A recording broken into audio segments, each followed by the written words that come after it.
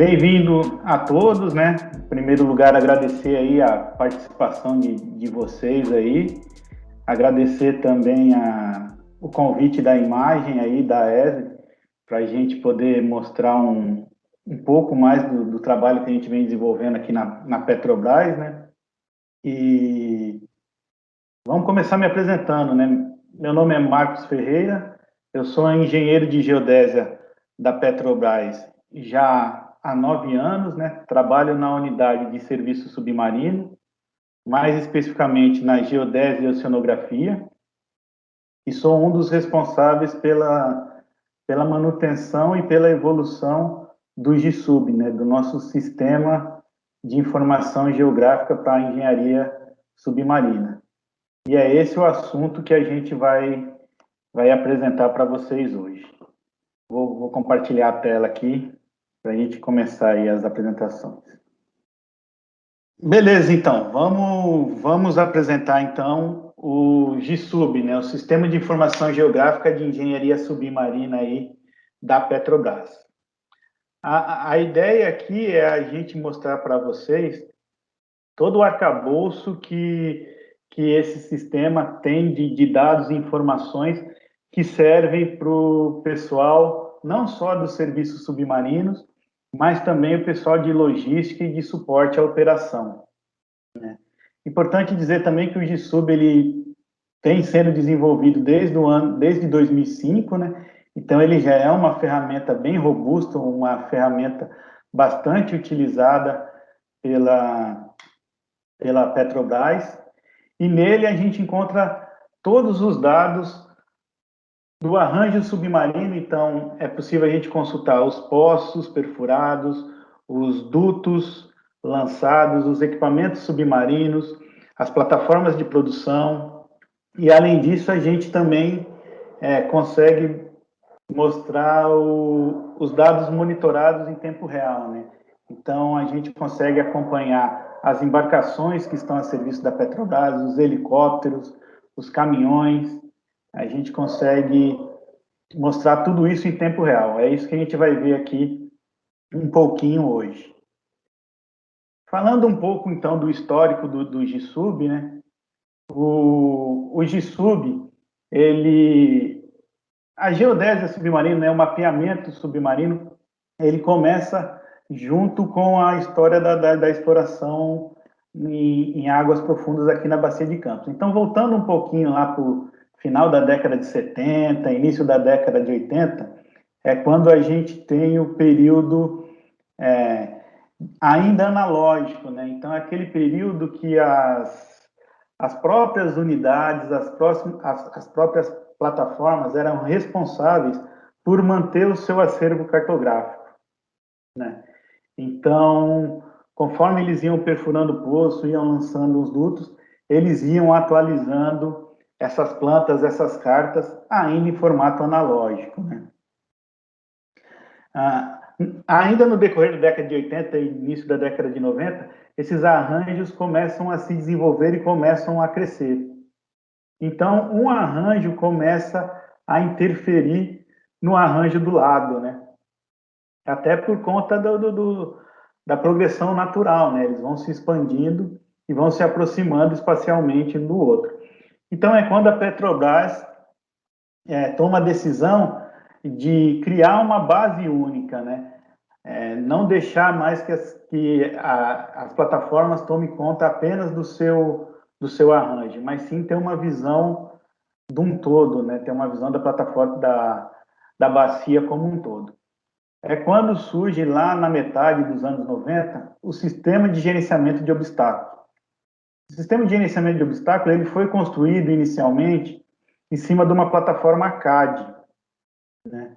Mas ele já tinha esse propósito de reunir todo esse acervo que estava disperso na companhia para padronizar, vetorizar e disponibilizar isso como uma base única. Então, isso foi feito lá na metade dos anos 90. Nessa mesma época, a gente tem a contratação da nossa primeira embarcação exclusiva para mapeamento, né? Então, a geodésia e a oceanografia passa a realizar os mapeamentos. Ou seja, tem todo aquele acervo, e aí ela passa a revisitar aquele acervo, até para tirar dúvidas de pontos que ainda tinham algumas dúvidas. Toda a linha nova que é lançada, a Petrobras vai logo em seguida para mapear e poder determinar uma coordenada com maior precisão desses pontos. E aqui começa essa história da geodésia submarina mesmo como um serviço, né? É um serviço de mapeamento. No início dos anos 2000, a gente tem a nossa primeira tentativa de criar um GIS Web, né? A gente batizou ele de GIS-BR, né? A gente já começou a tentar disponibilizar essas informações. Mas na época a tecnologia de um GIS Web ainda engatinhava, né? Então, tanto em hardware quanto em software. Então, a gente não tinha uma performance adequada para poder prover os nossos usuários, né?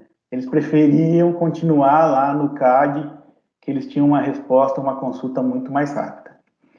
Mas, enfim, foi uma primeira tentativa e serviu de grande aprendizado para que, em 2005, a gente finalmente lançasse o GSUB, né? O GSUB começa em 2005, vem até hoje, mas ele passou por diversas transformações tecnológicas aí também, né? Tanto de tecnologia quanto de hardware, teve uma evolução bem grande. E hoje a gente já tem um sistema que tem uma performance bem adequada para os nossos usuários. E a gente conseguiu angariar um volume de usuário bem relevante que utilizam essa aplicação. E o último salto tecnológico que a gente deu aí foi a adoção do AUV, né, do veículo autônomo submarino aí, para poder fazer esses levantamentos cadastrais aí do fundo marinho, né. Como eu disse aqui no começo, a gente fazia esse levantamento com ROV. A gente vai ver isso em detalhes um pouquinho mais para frente, mas de maneira resumida, a gente, o ROV ia percorrendo a linha, o duto, por exemplo, e ia coletando as coordenadas. Então é como se ele fosse o nosso topógrafo, né? E fosse com a sua estação total coletando os vértices dessa feição. Com a UV não, o AUV a gente já tem o drone submarino, né? Fazendo um paralelo aí. A gente consegue equipar ele com sensores que vão fazer esse imageamento do fundo, né? Aqui a gente está falando não de imagem ótica, mas a gente está falando das imagens de sonar, né? Então a gente tem o ganho de escala, né? A gente enxerga uma área muito maior e tem uma cobertura muito maior de dados aí para essa produção cartográfica aí. A gente vai ver um pouquinho mais de detalhes mais para frente. Então vamos lá, vamos ver, dar uma olhada no GSUB, né? O GSUB ele tem aquela cara padrão de um GIS Web, né? Tem uma barra de topo, tem as ferramentas dele fica no menu à esquerda, temos a área do mapa aqui e temos a área dos atributos alfanuméricos, né? O GSUB está disponível na intranet da Petrobras, então qualquer colaborador aí que tenha acesso à intranet da Petrobras vai poder acessar e vai poder consultar os dados que fazem parte do GSUB.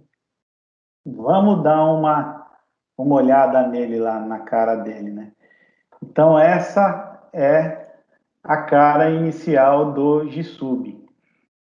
A gente pode ver aqui, né? Cada ponto desse aqui é uma embarcação a serviço da Petrobras. Cada pontinho amarelo, cada pontinho laranja desse é uma embarcação a serviço da Petrobras. Vamos dar um zoom aqui na Bacia de Santos, só para a gente ver um pouquinho melhor os detalhes, né? Então, aquele comportamento comum de um GIS Web, né? Conforme a gente vai dando zoom, novas feições, novos dados são habilitados. Vamos vir aqui no FPSO Paraty, né? Pegar o FPSO Paraty como exemplo. Então, tá aqui. Então, aqui eu já consigo ver o meu dado cadastral, aquele dado que eu falei que a geodésia levantou lá com o ROV ou com o AUV. Então, a gente tem aqui as posições dos nossos poços, temos os dutos que interligam os poços à plataforma, temos aqui os dutos de exportação, né? Vamos dar uma olhada lá de novo, como é que esses dados chegam no GSUB, né? A tecnologia envolvida para esses dados chegarem ao GSUB. Então, está aqui. Como eu disse, o GSUB foi desenvolvido na gerência de serviços submarinos, né? Que é a gerência responsável por materializar aqueles projetos de desenvolvimento, né? Materializar aqueles arranjos. E para isso ela conta com uma frota de cerca de 60 embarcações, né? Hoje a gente tem, por exemplo, na frota 14 embarcações lançadoras de dutos, os PLSVs, né? Então, nesse momento, nós temos 14 embarcações lá que estão fazendo alguma operação, seja lançando um duto, seja dando manutenção em outro duto, que está mudando aquele cenário original que a gente viu lá no GSUB. Então, essas embarcações, seja lançando duto, seja alocando um poço, seja instalando equipamento, seja fazendo uma ancoragem, está mudando esse cenário e está produzindo o relatório de serviço e esses dados com as coordenadas geográficas para serem enviadas para a geodésia e a oceanografia, para que a geodésia e a oceanografia dê carga lá no GSUB e disponibilize esses dados. Então, hoje a gente tem uma equipe de 7 técnicos especializados em geoprocessamento, que são responsáveis por receber esses relatórios de serviços, analisar, né, interpretar esses relatórios, dar um tratamento prévio e fazer a carga de dados, ou seja, manter o GSUB atualizado. Aqui só para a gente fazer um paralelo, né, com o que a gente tem de mais comum, né, que é a geodésia de superfície, aí, a geodésia que a gente está mais acostumado aí no dia a dia, mas a gente pode pensar a geodésia submarina traçando os paralelos, né? Então, por exemplo, eu posso imaginar que minha embarcação seja o meu satélite, né? Ele que vai transmitir a posição para o meu veículo, o meu rover lá, nesse caso o ROV, que vai estar caminhando sobre a feição, extraindo os vértices, ou vai transmitir para uma base que vai me auxiliar também na triangulação dessa posição e na determinação dessa posição. Então, o que a gente faz? A gente transporta a coordenada lá de um sistema GNSS para a embarcação. A gente pode usar um sistema de correção para que essa coordenada fique mais precisa. E aí, através de hidroacústica, a gente transporta a coordenada do barco para o ROV ou para essa nossa base. Lembrando que aqui a gente usa hidroacústica, né? Justamente porque a onda eletromagnética não se propaga bem na água. Então, a gente tem que usar o som. Mas é o mesmo princípio, medição de distância e triangulação. Com isso, a gente tem a coordenada do nosso móvel, do nosso rover, que vai caminhar sobre a feição lá e extrair as coordenadas. Se eu quiser uma coordenada mais precisa, eu instalo bases no fundo submarino, transporto a coordenada para elas e elas também me servem como enlace, transmitindo a posição e calculando a distância para que eu tenha uma triangulação com uma geometria um pouco melhor e eu tenha uma coordenada, consequentemente, também melhor. Esses aqui são alguns exemplos dos equipamentos que a gente usa, né? Então, comumente, a gente tem, e historicamente, né, isso vem desde a época da década de 90, lá como eu mostrei, o ROV, que é o nosso topógrafo do mar, né? Ele que vai caminhando sobre o duto e coletando o vetor. E mais recentemente o AUV, que é o nosso drone submarino, onde a gente programa as linhas de voo ou as linhas de mergulho, e ele sai imagiando o fundo marinho. No AUV, a gente pode equipar, assim como no drone, né, a gente pode equipar ele com diferentes sensores. Então, eu posso equipar ele com sonar, eu posso equipar ele com uma câmera óptica de alta resolução, eu posso equipar ele com laser scan, e aí ele vai me produzir os dados para que eu possa gerar o meu mapeamento submarino aí. Aqui é um outro exemplo, né, um tal fiche. A gente não usa isso aqui na Petrobras, mas eu coloquei aqui só para ilustrar, né? O princípio dele é o mesmo do AUV, só que a diferença é que ele não é autônomo, né? Ele é rebocado pela embarcação. Então, a embarcação vai rebocando ele e os sensores instalados nele vão fazendo as imagens de fundo. Mas o princípio é o mesmo do AUV. Esse aqui é mais algumas imagens, né, para ilustrar esse levantamento. Então, aqui a gente tem o ROV, como eu disse, ele vai caminhando sobre o duto.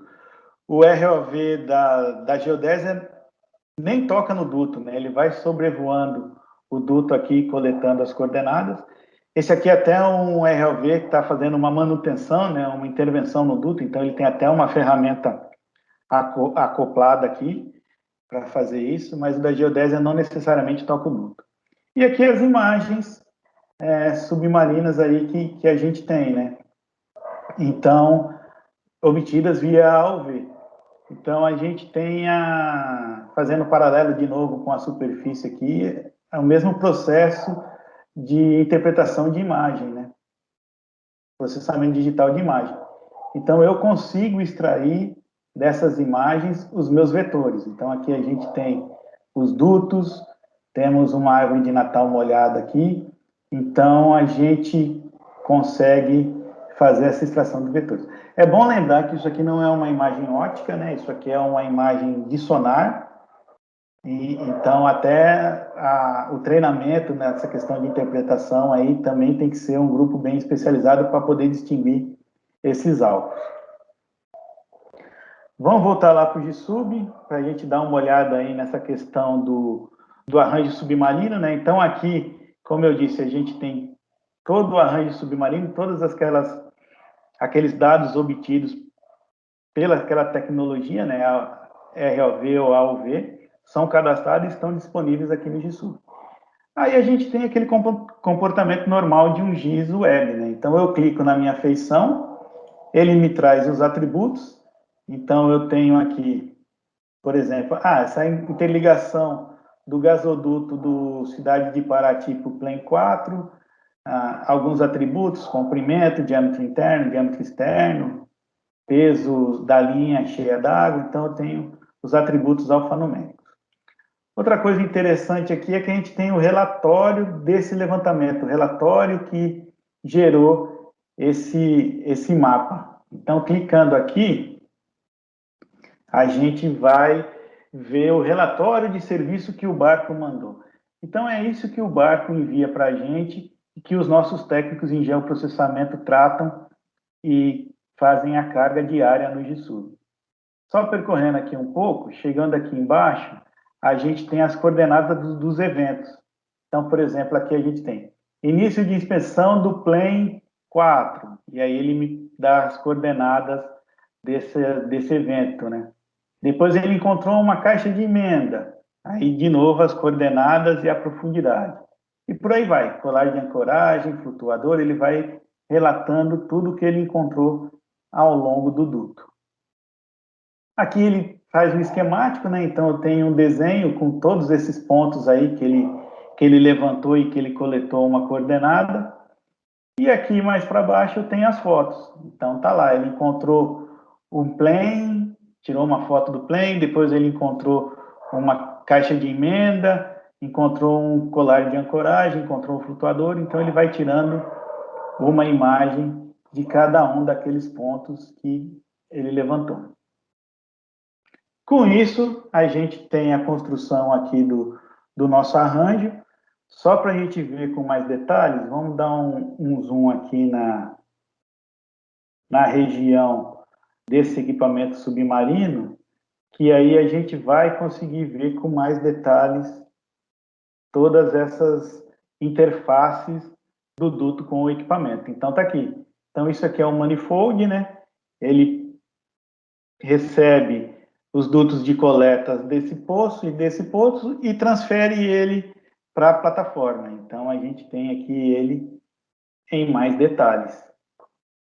Beleza? Esse, então, foi os dados cadastrais. Vamos agora dar uma olhada no segundo componente importante aí do GSUB, que são os dados monitorados, que são os dados que a gente obtém em tempo real, né? São as posições das nossas embarcações e as posições dos helicópteros e dos caminhões que prestam serviço às nossas unidades. Vamos dar um zoom aqui de novo na nossa bacia de Santos aqui, só para a gente ter uma ideia, né? um cenário melhor. Então, a gente vê aí, cada pontinho desse aí é uma embarcação a serviço da Petrobras. Antes da gente entrar aqui e ver mais detalhes dentro do GSUB, vamos voltar lá para a apresentação para falar um pouco sobre posicionamento geodésico e como é que essas posições chegam para o GSUB, né? Então, quando a gente está falando de monitoramento, a gente tem duas componentes básicas. A primeira é a determinação da coordenada, então eu preciso ter algum sistema lá que vá me determinar essa coordenada e eu preciso ter a transmissão dessa coordenada para o meu sistema, né? Ou seja, a telemetria. Eu tenho que disponibilizar essa informação no meu banco de dados para que ele possa aparecer no GSUB.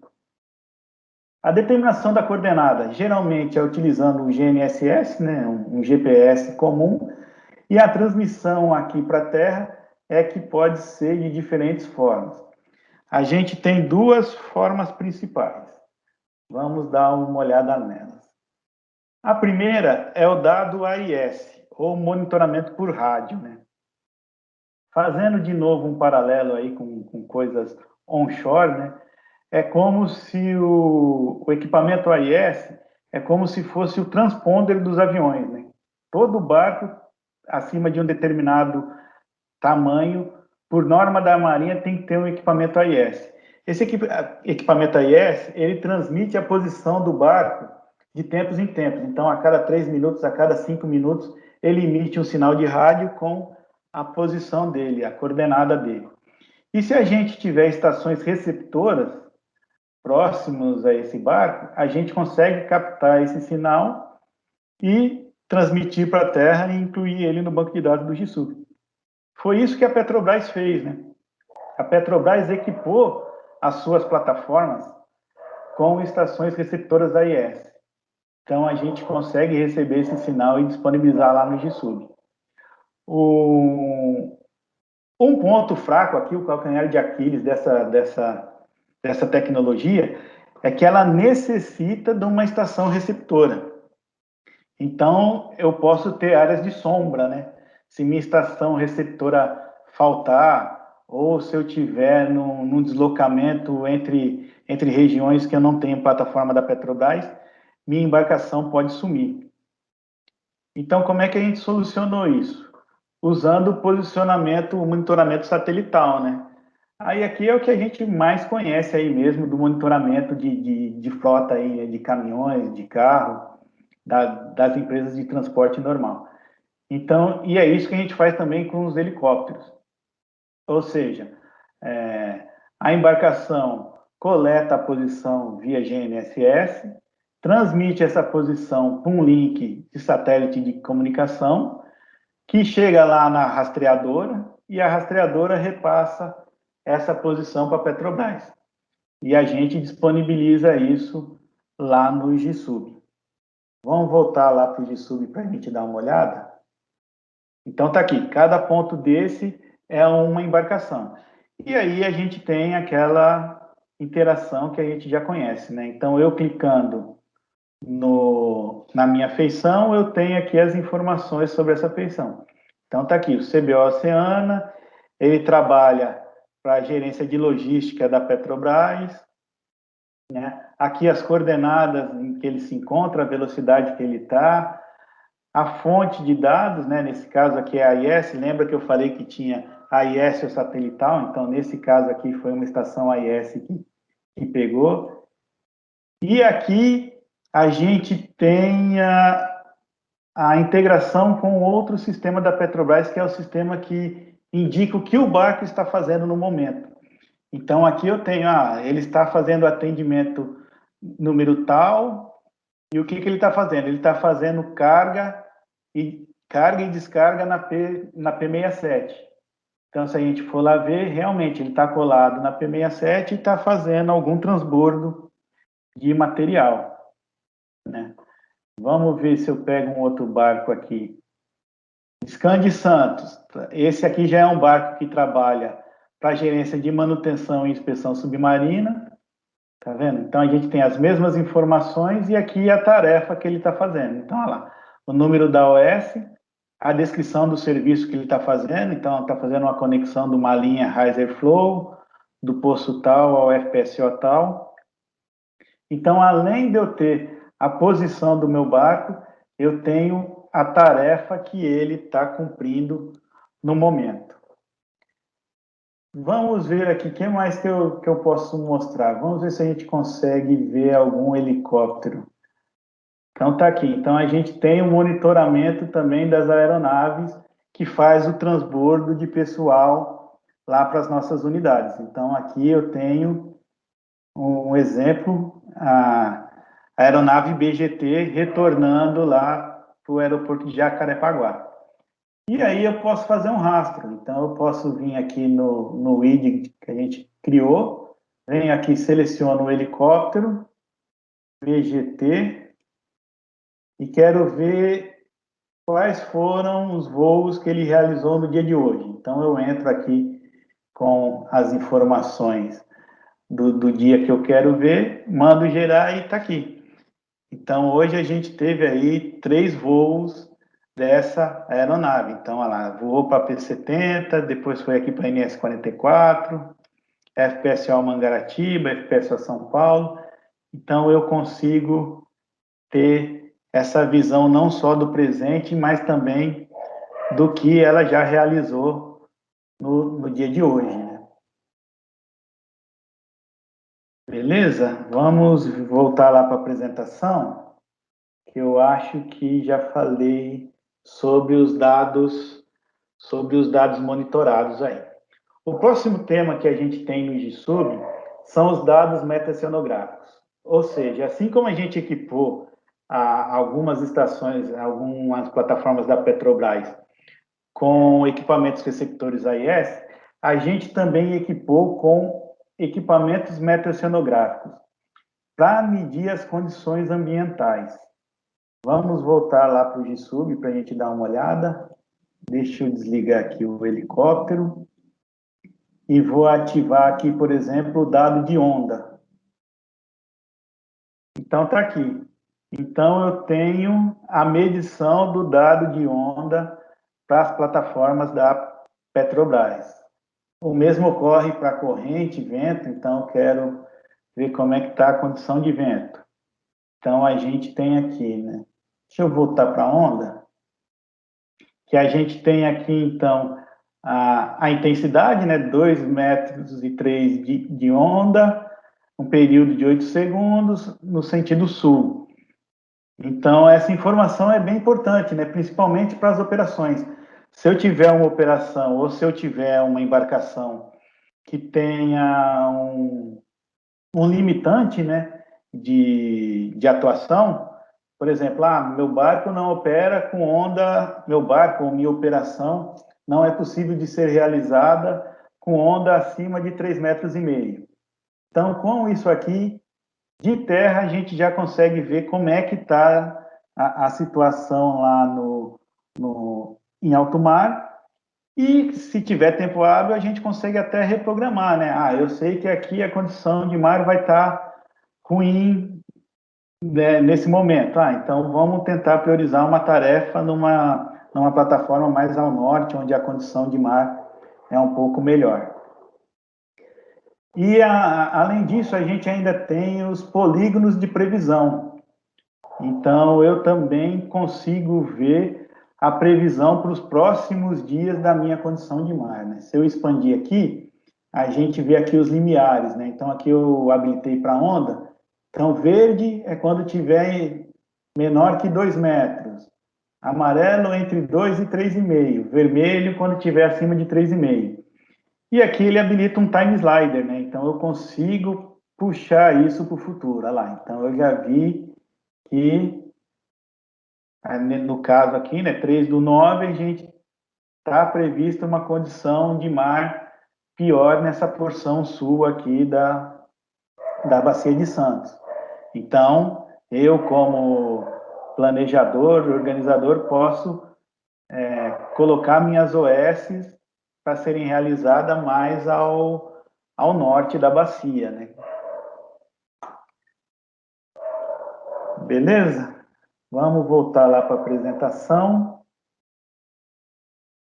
Então, isso era o escopo do GSUB, né? Esses são os dados que compõem o GSUB. Mas o GSUB também é bastante usado durante os exercícios simulados de emergência e durante os eventos reais de emergência também. Eu coloquei aqui algumas telas aí, né, de alguns simulados que a gente já fez. Então, esse aqui, por exemplo, é um simulado de derramamento de óleo, né? Então, a gente coloca a modelagem de deriva do óleo e com essa modelagem de deriva do óleo, a gente consegue programar e deslocar as nossas embarcações oil recover para os pontos mais importantes da coleta, né? Onde a coleta vai ser mais eficaz. E essa modelagem também leva em conta aqueles parâmetros metaoceanográficos que eu mostrei anteriormente, né?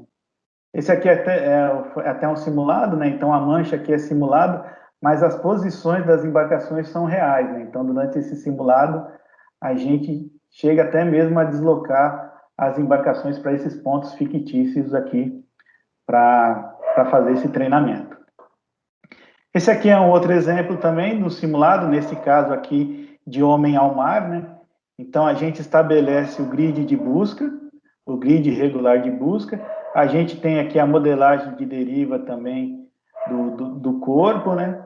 E aí a gente posiciona as embarcações para percorrer esse grid regular aqui à procura da pessoa aí que caiu ao mar. Aqui também a gente vê o helicóptero, né? O helicóptero que também é acionado para esse tipo de emergência.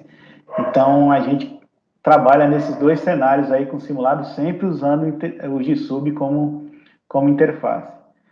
Aqui um exemplo de um dashboard que a gente construiu também. Nesse caso aqui foi para o evento lá de óleos, mancha de óleo no Nordeste, né, que o governo federal pediu ajuda para a Petrobras, então a gente foi lá dar o suporte e a gente chegou a gerar esse tipo de dashboard, onde a gente tem os relatórios de visita da praia, com a condição de cada uma das praias, né? Então foi bem interessante também esse tipo de dashboard que a gente consegue gerar aí. E por fim, aqui algumas imagens de salas de controles que a gente tem espalhado aí por toda a Petrobras, né? Toda sala de controle sempre tem uma imagem do GSUB aberta lá no fundo. Então, aqui a gente tem a sala de controle do pessoal de logística, que é o pessoal que vai fazer transbordo de carga, né? Vai estar levando rancho para a plataforma, está levando água, está levando material para sondas. Então, eles acompanham essa dinâmica pela tela do GSUB.